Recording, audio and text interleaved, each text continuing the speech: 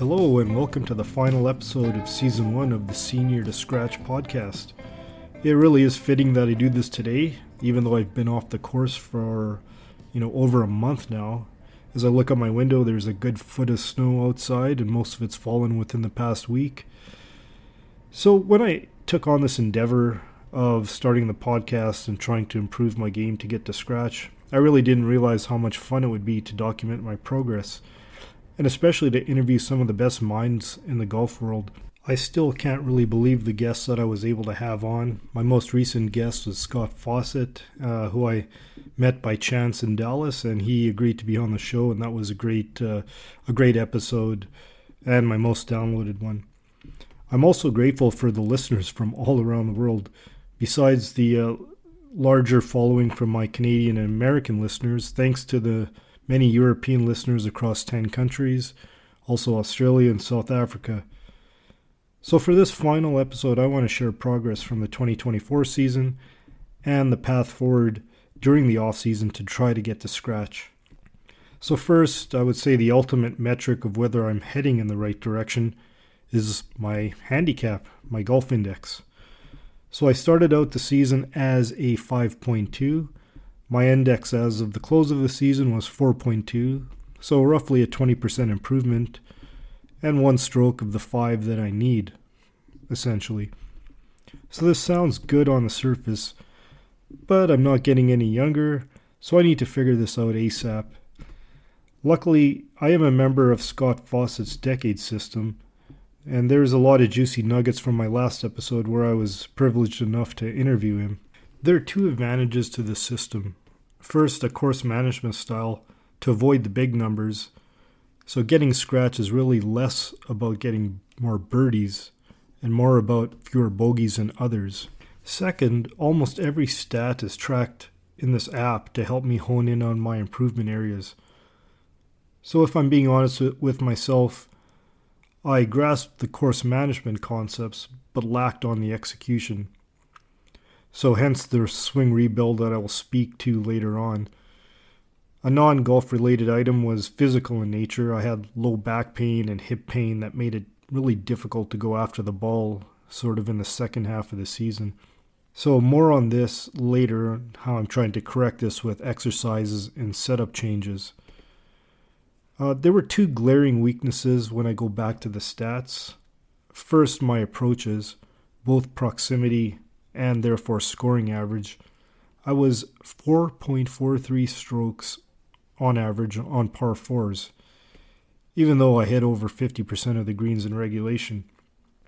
So it didn't really make much of a difference for me if I was 50 yards out or 150 yards out in terms of proximity.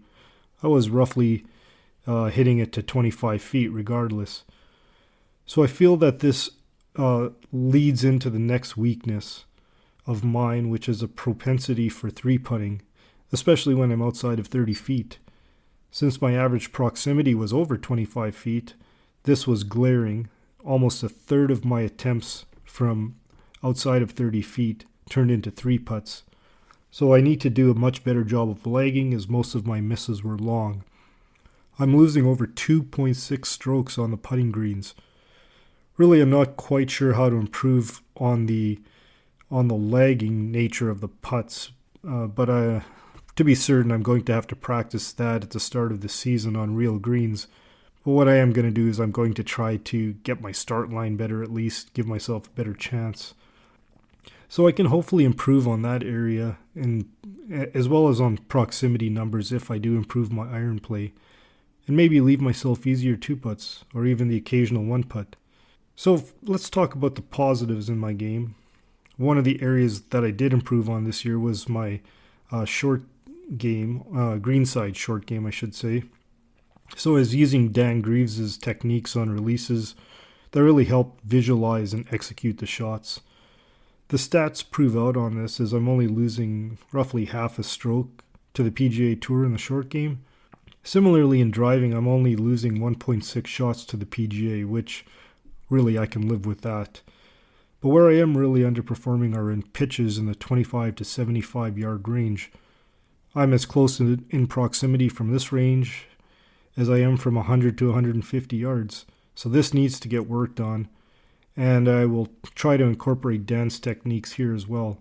Although it's much more difficult for me to practice this in a simulator environment. Now for the biggie.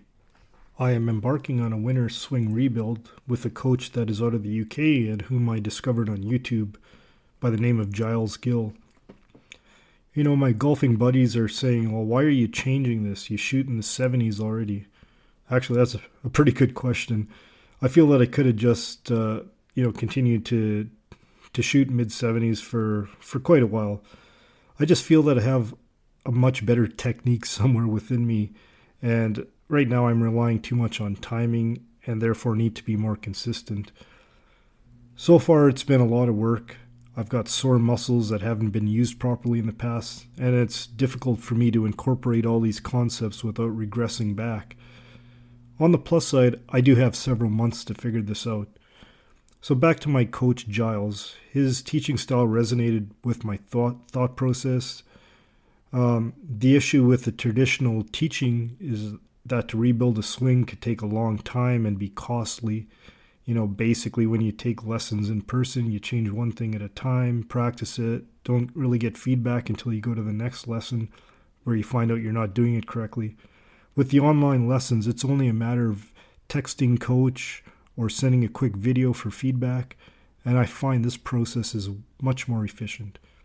I'm into my second month, and we've arrived at a fade stock shot shape, as I think I was getting in trouble with my draw. I was hitting them low.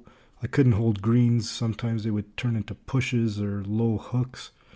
A high fade will be more repeatable, and the bad shots should, in theory, still be decent. It's amazing to see how much manipulation that I had to do with my old swing just to play decent golf. I've posted the first few lessons on my YouTube channel, so go check that out. Now I'm way more on plane, at least on the takeaway. The downswing to me is where the most difficulty lies. It's about getting the club face and face to path correct at impact. This is proving to be more difficult than the backswing, which is why golf is hard, I guess. The other thing I mentioned earlier on was low back pain and lead side hip pain when driving into the ball. This most certainly caused some golf performance issues starting in July. Then I started seeing Michael Green at Dynamic Motion Golf Performance. It's a Titleist Performance Institute, or TPI, certified place, and he's a certified golf fitness expert. And he could immediately diagnose the curve in my lower back was creating way too much stress on my lower back and hip. So the primary cure is to try to keep my belt buckle pointed up to engage my core instead of my lower back. That's a lot easier said than done. I've been doing stretches and exercises, probably not as religiously as I should be, and this is certainly helping. I also need to be aware of this during the golf swing, which throws another wrinkle into all of my swing changes. I've also joined the Jamie Greaves app to work on strengthening and mobility in the gym. I do encourage folks to check out the TPI stretches that I put on my YouTube channel. There's been quite a bit of interest in that, so go check that out. Okay, so let's finally summarize what my off-season plan is. First, I'll continue the core strengthening exercises to reduce the pain when the season does commence. Second, I'm going to continue the winter swing rebuild, which is essentially 2 lessons a month for the duration of the off-season.